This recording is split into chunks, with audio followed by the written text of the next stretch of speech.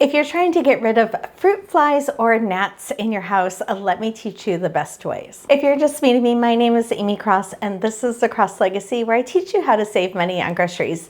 I do this because we have zero food waste. We're able to go grocery shopping once a month and keep large produce hauls fresh the entire time. As I'm bringing home these produce hauls, I want to make sure that I'm not bringing fruit flies into my house. Once a month when I go grocery shopping, I have massive produce hauls that I get either at the grocery store or during the summer months at the produce stands. And one of the first things I concentrate on when I'm bringing those groceries into my house is I'm making sure that I'm washing the produce to kill off any fruit flies that might be on them, but also the way that I clean produce kills off the mold spores, E. coli, listeria, and any other harmful pathogens. But we have hundreds of videos here on the channel teaching you how to wash produce, and I have a book, The Zero Waste Produce Guide, going through 75 fruits and vegetables, how to keep them fresh for weeks. It seems during the summertime that pineapple is one of the worst culprits for bringing fruit flies into your house. This is one when I'm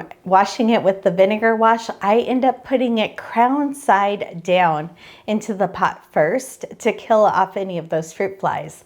And then I flip it the other way to make it safe to cut into. And even though you're gonna throw that crown away, I don't want fruit flies to hatch in my kitchen garbage can or my outside garbage can. So it's always best if you clean those right away. Now, if you do happen to get one of those little pesky buggers in your house and you're trying to get rid of it, let me teach you my favorite way to make a trap. I try to find small little jars to make these traps. They don't need to be very big. A jam jar works perfectly. The absolute best thing that I found for the liquid inside of this to make the trap is balsamic vinegar. And if you don't have that, a little bit of red wine vinegar or even a little bit of wine in your cup will work. To this jar, I'm going to add a couple little pumps of dish soap. And over the top of this, I am going to add some plastic wrap and poke some tiny holes in it. The vinegar will attract any fruit flies that you have in your kitchen, and then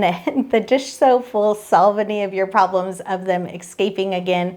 And just having that plastic wrap helps to make sure that they're going to go down to where the liquid is and not come back out again. Now, if you're a plastic-free household, you could also use parchment paper or wax paper and do the same thing and just put a ring on top to hold it down. Now, if your fruit flies are not attracted to this and they don't seem like they're going into this trap, you might have fungus gnats instead. As somebody who literally has well over 100 plants in my house, I know sometimes those little pests are a pain. Fungus gnats are not attracted to a vinegar trap like this. Dealing with the issue that is causing the fungus gnats is always the best solution. So you want to make sure that you don't have any rotting organic material in your house. So for us, sometimes that means one of the plants needs to be repotted, but they can also be attracted to a rotting produce item that you might have in your kitchen. So for your produce, again, the best option is washing your produce when you bring it home and making sure that you're using it up.